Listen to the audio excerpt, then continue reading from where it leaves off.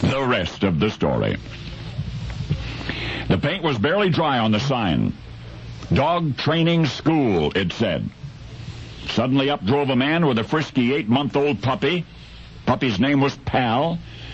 The owner went on to enumerate Pal's problems. For one thing, he was not housebroken. He also chewed up everything in sight. He also barked all the time. And then the owner winced. Pal chased motorcycles. He'd hear one coming down the street, and he'd run to the fence. He'd squeeze through the fence if he could. He'd chase the motorcycle for blocks. Not only was this dangerous for Pal, it was annoying to everybody else, particularly to motorcyclists. So the owner asked the proprietor of the new dog training school, "Do you think you can train him?" Well, as I say, the paint was barely dry on the sign reading Dog Training School.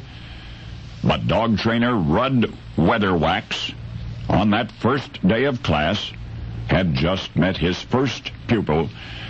And this is the rest of the story. Rudd Weatherwax had loved animals all his life.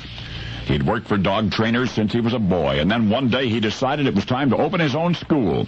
So he built a nice, big, clean kennel and a dog run behind his house. And what was left of his yard he fenced off for individual training areas. And then he painted that sign, and he waited, and along came Pal. He was a good-looking puppy, apparently well-fed, remarkably curious and energetic. His lessons began immediately. After the first day, Pal would come when called most of the time. It took only one more day for Rudd to housebreak him most of the time. But after 3 days, Pal was housebroken, and Pal had learned not to jump up on people. And within a week, he was chewing only his own toys. And he was barking only when spoken to.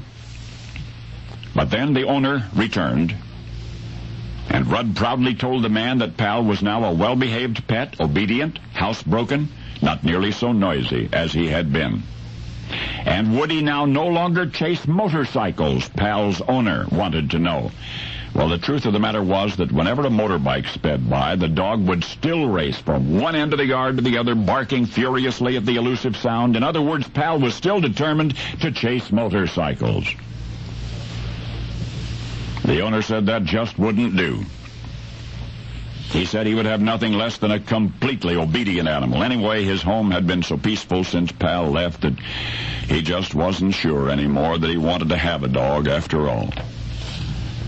And then the owner asked what was the balance of the trainer's fee. Rudd said it was $10. Pal's owner said, "If you want the dog, you can keep the dog and we'll call it square." And so, out of the puppy's life walked the human who had once pledged to care for him.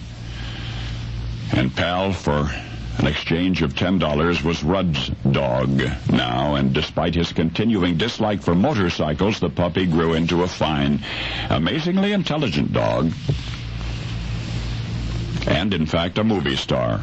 In 1943, a male collie appeared in a motion picture that was to set a new standard for animal stories in the movies. Of course, you know that the world's best-known dog, called Lassie, was really a motorbike chaser named Pal. And now you know the rest of the story.